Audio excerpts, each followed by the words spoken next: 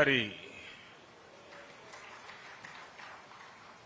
वसुदेव सुतम देवम कंस चाणूरमर्दनम देवकी परमानंदम कृष्णम वंदे जगद्गुरु।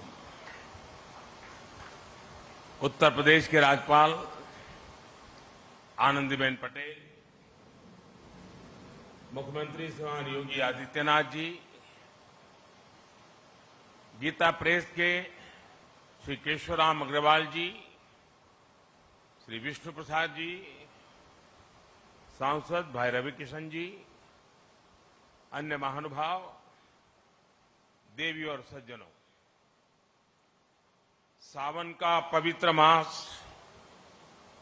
इंद्रदेव का आशीर्वाद, शिवावतार गुरु गोरखनाथ की तपोस्थली और अनेकानेक संतों की कर्मस्थली ये गीता प्रेस गोरखपुर। जब संतों का आशीर्वाद फलीभूत होता है तब इस तरह के सुखद अवसर का लाभ मिलता है। इस बार का मेरा गोरखपुर का दौरा विकास भी, विरासत भी, इस नीति का एक अद्भुत उदाहरण है। मुझे अभी चित्रमय शिव पुराण और नेपाली भाषा में शिव पुराण के विमोचन का सौभाग्य मिला है।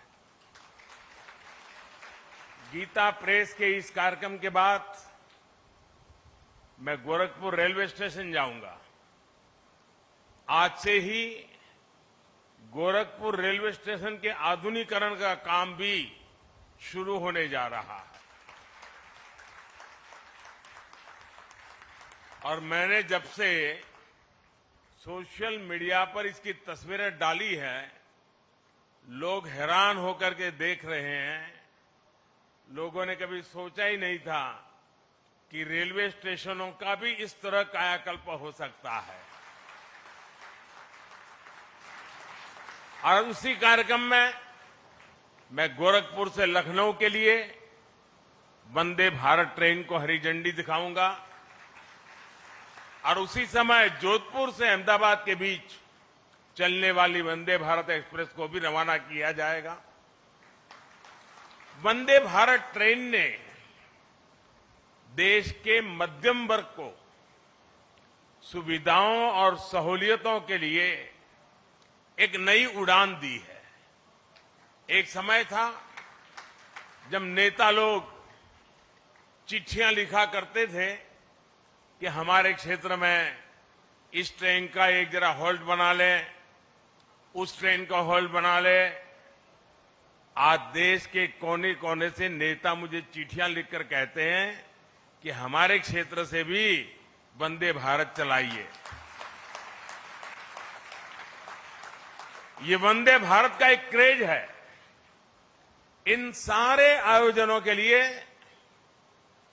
मैं गोरखपुर के लोगों को, देश के लोगों को बहुत बहुत बधाई देता हूं।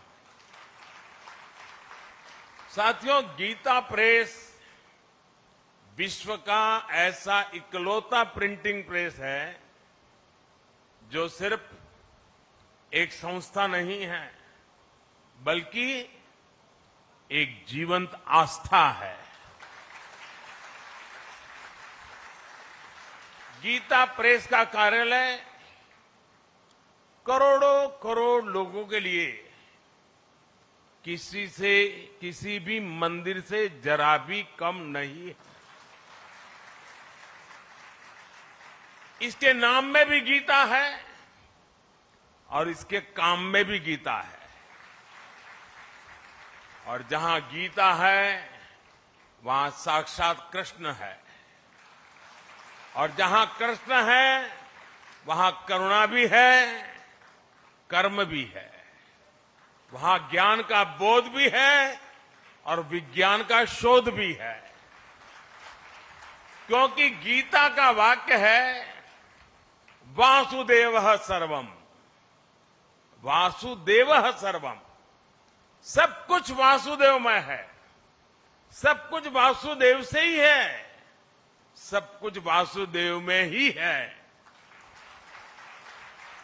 भाई और बहनों, 1923 में गीता प्रेस के रूप में यहां जो आध्यात्मिक ज्योति प्रज्वलित हुई, आज उसका प्रकाश पूरी मानवता का मार्गदर्शन कर रहा है। हमारा सौभाग्य है कि हम सभी इस मानवीय मिशन की शताब्दी के साक्षी बन रहे हैं।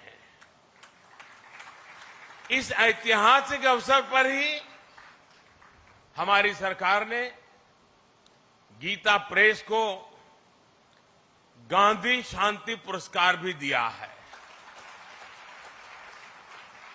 गांधी जी का गीता प्रेस से भावनात्मक जुड़ाव था। एक समय में गांधी जी कल्याण पत्रिका के माध्यम से गीता प्रेस के लिए लिखा करते थे और मुझे बताया गया कि गांधी जी ने सुझाव दिया था कि कल्याण पत्रिका में विज्ञापन न छापे जाएं। कल्याण पत्रिका आज भी गांधी जी के उस सुझाव का 100% अनुसरण कर रही है। मुझे खुशी है कि आज ये पुरस्कार गीता प्रेस को मिला है। ये देश की ओर से गीता प्रेस का सम्मान है, इसके योगदान का सम्मान है और इसकी 100 वर्षों की विरासत का सम्मान है। इन 100 वर्षों में गीता प्रेस द्वारा करोड़ों करोड़ों किताबें प्रकाशित हो चुकी है। आंकड़ा कभी कोई 70 बताता है, कोई 80 बताता है, कोई 90 करोड़ बताता है। ये संख्या किसी को भी हैरान कर सकती है और ये पुस्तकें लागत से भी कम मूल्य पर बिकती हैं, घर घर पहुंचाई जाती है। आप कल्पना कर सकते हैं इस विद्या प्रवाह ने कितने ही लोगों को आध्यात्मिक बौद्धिक तृप्ति दी होगी, समाज के लिए कितने ही समर्पित नागरिकों का निर्माण किया होगा। मैं उन विभूतियों का अभिनंदन करता हूं जो इस यज्ञ में निष्काम भाव से बिना किसी प्रचार के अपना सहयोग देते रहे हैं। मैं इस अवसर पर सेठी श्री जयदयाल गोयनका जी और भाई जी श्री हनुमान प्रसाद पोद्दार जैसी विभूतियों के प्रति अपनी श्रद्धांजलि भी अर्पित करता हूं।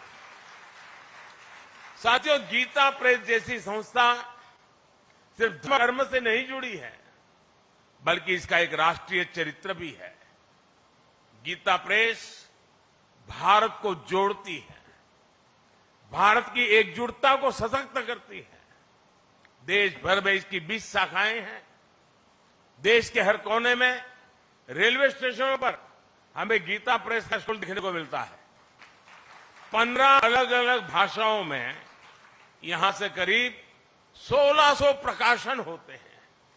गीता प्रेस अलग अलग भाषाओं में भारत के मूल चिंतन को जन जन तक पहुंचाती है। गीता प्रेस एक तरह से एक भारत श्रेष्ठ भारत की भावना को प्रतिनिधित्व देती है।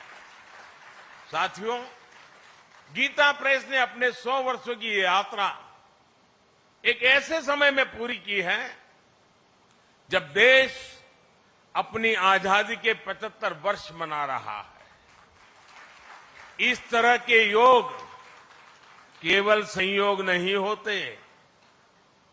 1947 के पहले भारत ने निरंतर अपने पुनर्जागरण के लिए अलग अलग क्षेत्रों में प्रयास किए। अलग अलग संस्थाओं ने भारत की आत्मा को जगाने के लिए आकार लिया। इसी का परिणाम था कि 1947 आते आते भारत मन और मानस से गुलामी की बेड़ियों को तोड़ने के लिए पूरी तरह तैयार हो गया। गीता प्रेस की स्थापना भी इसका एक बहुत बड़ा आधार बनी। 100 साल पहले का ऐसा समय जब सदियों की गुलामी ने भारत की चेतना को धूमिल कर दिया था। आप भी जानते हैं कि इससे भी सैकड़ों साल पहले विदेशी आक्रांताओं ने हमारे पुस्तकालयों को जलाया था। अंग्रेजों के दौर में गुरुकुल और गुरु परंपरा लगभग नष्ट कर दिए गए थे। ऐसे में स्वाभाविक था कि ज्ञान और विरासत लुप्त होने की कगार पर थे।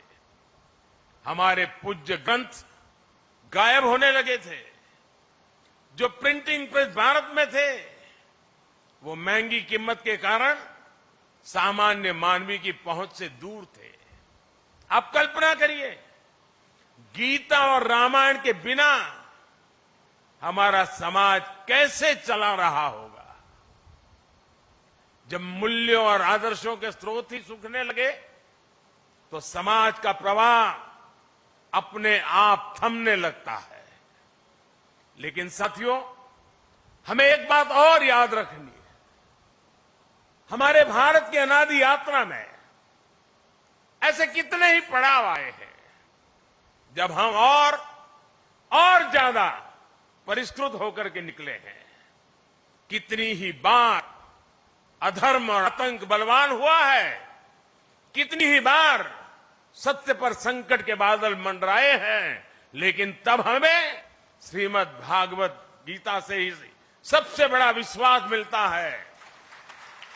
यदा यदा ही धर्मस्य ग्लानिर्भवति भारत अभ्युत्थानम अधर्मस्य तदात्मानं सृजाम्यहम्। अर्थात जब जब धर्म की सत्ता पर, सत्य की सत्ता पर संकट आता है तब तब ईश्वर उसकी रक्षा के लिए प्रकट होते हैं। और गीता का 10वां अध्याय बताता है कि ईश्वर कितनी ही विभूतियों के रूप में सामने आ सकता है। कभी कोई संत आकर समाज को नई दिशा दिखाते हैं तो कभी गीता प्रेस जैसी संस्थाएं मानवीय मूल्यों और आदर्शों को पुनर्जीवित करने के लिए जन्म लेती है। इसलिए ही 1923 में जब गीता प्रेस ने काम करना शुरू किया तो भारत के लिए भी उसकी चेतना और चिंतन का प्रवाह तेज हो गया। गीता समेत हमारे धर्म ग्रंथ फिर से घर घर गूंजने लगे। मानस फिर से भारत के मानस से हिलमिल गई। इस ग्रंथों से पारिवारिक परंपराएं और नई पीढ़ियां जुड़ने लगी। हमारे पवित्र ग्रंथ आने वाली पीढ़ियों की थाती बनने लगे। साथियों, गीता प्रेस इस बात का भी प्रमाण है कि जब आपके उद्देश्य पवित्र होते हैं, आपके मूल्य पवित्र होते हैं, तो सफलता आप पर्याय बन जाती है। गीता प्रेस एक ऐसा संस्थान है जिसने हमेशा सामाजिक मूल्यों को समृद्ध किया है, लोगों को कर्तव्य पथ का रास्ता दिखाया है।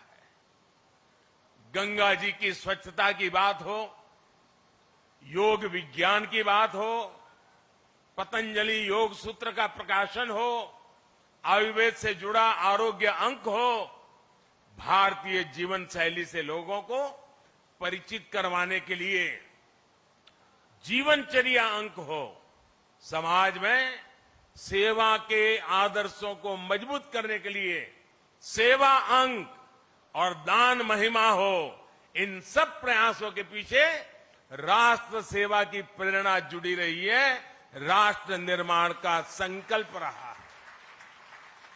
साथियों, संतों की तपस्या कभी निष्फल नहीं होती, उनके संकल्प कभी शून्य नहीं होते। इन्हीं संकल्पों का परिणाम है कि आज हमारा भारत सफलता के नित्य नए आयाम स्थापित कर रहा है। मैंने लाल किले से कहा था, और आपको याद होगा, मैंने लाल किले से कहा था कि ये समय गुलामी की मानसिकता से मुक्त होकर अपनी विरासत पर गर्व करने का समय है। और इसलिए शुरुआत में भी मैंने कहा, आज देश विकास और विरासत दोनों को साथ लेकर चल रहा है। आज एक और भारत डिजिटल टेक्नोलॉजी में नए रिकॉर्ड बना रहा है, तो साथ ही सदियों बाद काशी में विश्वनाथ धाम का दिव्य स्वरूप भी देश के सामने प्रकट हुआ है। आज हम वर्ल्ड क्लास इंफ्रास्ट्रक्चर बना रहे हैं, तो साथ ही केदारनाथ और महाकाल महालोक जैसे तीर्थों की भव्यता के साक्षी भी बन रहे हैं। सदियों बाद अयोध्या में भव्य राम मंदिर का सपना, हमारा सपना पूरा होने जा रहा है। हम आजादी के 75 साल बाद भी अपनी नौसेना के झंडे पर गुलामी के प्रतीक चिन्ह को ढो रहे थे। हम राजधानी दिल्ली में भारतीय संसद के बगल में अंग्रेजी परंपराओं पर चल रहे थे। हमने पूरे आत्मविश्वास के साथ इन्हें बदलने का काम किया है। हमने अपनी धरोहरों को, भारतीय विचारों को वो स्थान दिया है जो उन्हें मिलना चाहिए था। इसलिए अब भारत की नौसेना के झंडे पर छत्रपति शिवाजी महाराज के समय का निशान दिखाई दे रहा है। अब गुलामी के दौर का राजपथ कर्तव्य पथ कर बनकर कर्तव्य भाव की प्रेरणा दे रहा है। आज देश की जनजातीय परंपरा का सम्मान करने के लिए देश भर में जनजातीय स्वतंत्रता सेनानी म्यूजियम बनाए जा रहे हैं। हमारी जो पवित्र प्राचीन मूर्तियां चोरी करके देश के बाहर भेज दी गई थी, वो भी अब वापस हमारे मंदिरों में आ रही है। जिस विकसित और आध्यात्मिक भारत का विचार हमारे मनीषियों ने हमें दिया है, आज हम उसे सार्थक होता हुआ देख रहे हैं। मुझे विश्वास है हमारे संतों, ऋषियों, मुनियों, उनकी आध्यात्मिक साधना भारत के सर्वांगीण विकास को ऐसे ही ऊर्जा देती रहेगी। हम एक नए भारत का निर्माण करेंगे और विश्व कल्याण की अपनी भावना को सफल बनाएंगे। इसी के साथ आप सभी का इस पवित्र अवसर पर मुझे आपके बीच आने का मौका दिया और मुझे भी इस पवित्र कार्य में कुछ पल के लिए क्यों नहीं आपके बीच बिताने का अवसर मिला। मेरे जीवन का इस सद्भाग्य है। आप सबका मैं फिर से एक बार हृदय से बहुत बहुत धन्यवाद करता हूं, बहुत बहुत शुभकामनाएं देता हूं।